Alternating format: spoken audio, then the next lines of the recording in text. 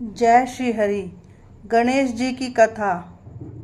नारद जी ब्रह्मा जी से बोले, आपने कुमार कार्तिकेय का चरित्र सुनाया, अब कृपया करके गणेश जी का चरित्र सुनाइए। एक बार पार्वती जी की सखियां जया विजया ने कहा, हे माते, शंकर भगवान के तो असंख्य गण हैं, परंतु उन पर हमारा कोई अधिकार नहीं चलता, अतः हमारे भी कुछ गण होने चाहिए। आप उनकी रचना कीजिए। एक दिन पार्वती जी स्नान कर रही थी। द्वार पर नंदीश्वर बैठे थे। उसी समय शिवजी महल के अंदर आ गए।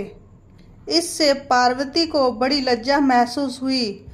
पार्वती जी को सखियों की कही हुई बात स्मरण हुई कि अपना भी गण होना चाहिए।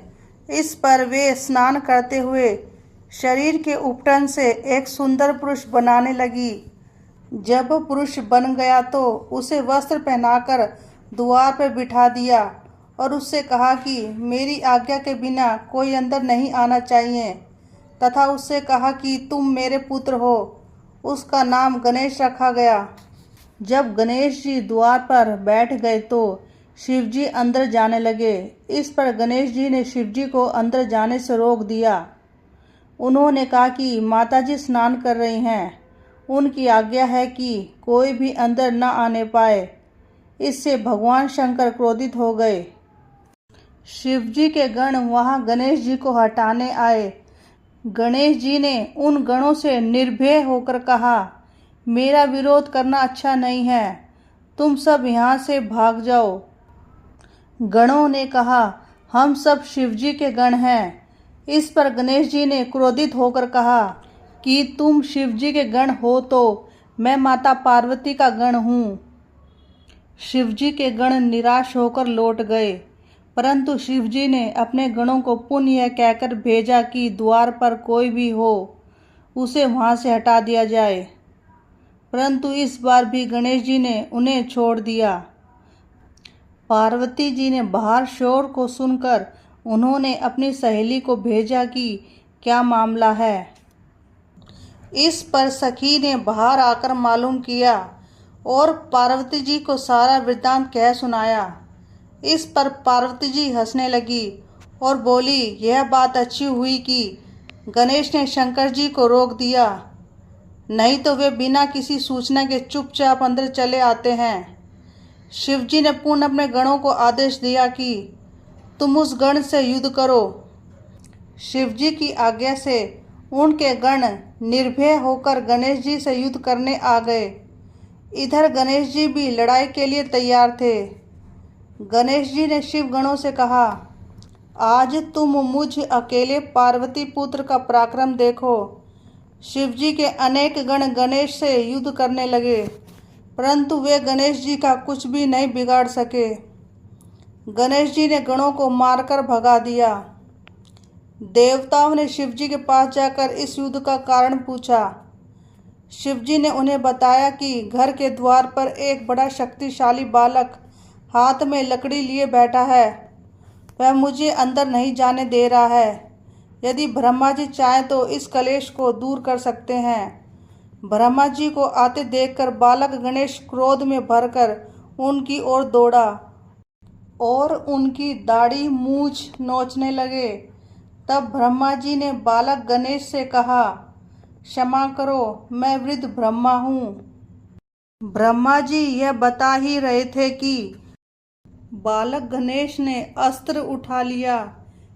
यह देखकर ब्रह्मा जी डर कर वहां से भाग गए। ब्रह्मा जी शिवजी के पास आए और उन्हें सब समाचारों से अवगत कराया। ब्रह्मा जी की बात सुनकर शंकर जी क्रोध में भर गए। शिवजी के सभी गणों ने युद्ध किया, परंतु कुमार कार्तिकेय सहित सब गण बालक गणेश से हार गए। अकेले गणेश जी ने सबके छक्के छुड़ा दिए।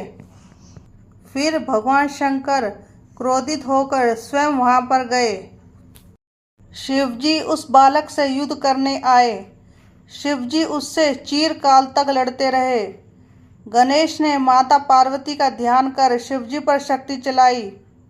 इस पर क्रोधित होकर शिवजी ने त्रिशूल से उस बालक का सिर काट दिया। इससे देवता निश्चिंत हो गए। नारद ने पार्वती को सारा वृत्तांत बताया और यह भी कहा, तुम अपना मान किसी भी प्रकार से मत त्यागना। ऐसा कहकर नारद जी वहां से चले गए। यह सुनकर पार्वती जी को महान क्रोध आया कि देवताओं और गणों ने मेरे पुत्र गणेश को मार दिया है। पार्वती जी ने निश्चय कर लिया कि मैं सबका नाश करके संसार में प्रलय मचा दूंगी। उन्होंने अपनी शक्ति से 1,00,000 शक्तियां उत्पन्न कर ली। उनसे पार्वती जी बोली, तुम सब जाकर देव सेना में प्रलय मचा डालो। जो भी तुम्हारा विरोध करे उसे भक्षण कर डालो, चाहे वे ऋषि हों, देवता हों या राक्षस हों। वे शक्तियां सेना में प्रवेश करके उनका भक्षण करने लगी। यह देखकर ब्रह्मा, विष्णु, महेश आदि निराश हो गए। वे कहने लगे, क्या देवी अकाल में ही प्रलय कर डालेगी? इस पर ऋषियों ने प्रार्थना की, हे अंबिके, तुम्हारे स्वामी भी यहाँ उपस्थित हैं, उनका तो ख्याल करो, क्षमा करो। हे देवी, इन सब का अपराध क्षमा करने की कृपया करो।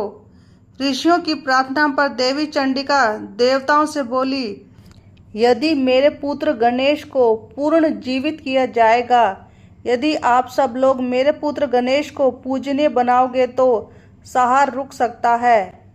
भगवती की बात सुनकर सब देवताओं ने शिवजी से कहा कि हमें वही करना चाहिए जिससे सब लोगों का भला हो, उनका कल्याण हो। तब शिवजी ने कहा, अच्छा, तुम सब उत्तर की दिशा में जाओ और जो भी मिले उसका सिर ले आने को कहा। गण गए और उत्तर दिशा में एक हाथी मिला। वे उसका सिर काट कर ले आए, उसे गणेश जी की धड़ से जोड़ दिया। गणेश जी फिर से जीवित हो गए। शिवजी के पुत्र को जीवित देखकर सब देवता बड़े प्रसन्न हुए। तब सब उसे देवी पार्वती के पास ले गए। गणेश जी को फिर से जीवित देखकर पार्वती जी बहुत प्रसन्न हो गई। गणेश जी के पुनः जीवित हो जाने पर पार्वती जी की खुशी का ठिकाना ना रहा। उन्होंने बालक गणेश को अपनी दोनों भुजाओं में भरकर प्यार करने लगी, उन्हें गले लगाया। बालक को उन्होंने अनेकों प्रकार के वस्त्र आभूषण से सुसज्जित कर दिया। सबने बालक गणेश की पूजा की। देवी पार्वती ने गणेश का मुख चूमकर आशीर्वाद दिया, हे पुत्र, तुम्हारे मस्तक पर सिंदूरी निशान है, अतः सब तुम्हें सिंदूर से पूजा करेंगे। तुम्हें सब प्रकार की सिद्धियां प्राप्त होंगी।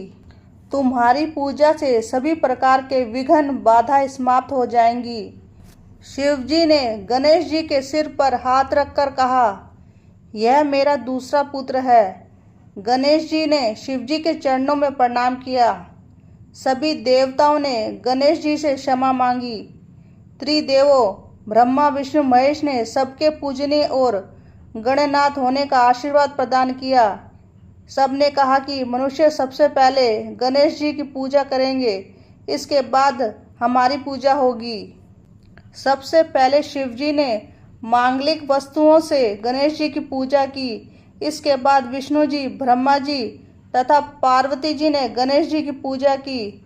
सभी ने एक स्वर से उन्हें सर्वाध्यक्ष बना दिया। देवता धुंदुबी बजाने लगे और अप्सराएं नृत्य करने लगी। बड़ा भारी उत्सव हुआ। इसके बाद सभी देवता आज्ञा लेकर अपने अपने लोक को चले गए। शिव पार्वती गणेश सहित आनंद पूर्वक रहने लगे। जो भी व्यक्ति इस मंगलदायक कथा को सुनेगा या पढ़ेगा, उसको गणेश जी की कृपा से हर कार्य में सफलता मिलेगी और सारे विघ्न दूर होंगे, सारी मनोकामनाएं पूरी होंगी, सुख समृद्धि की प्राप्ति होगी। जय गणेश पार्वती शिव जी की जय हो।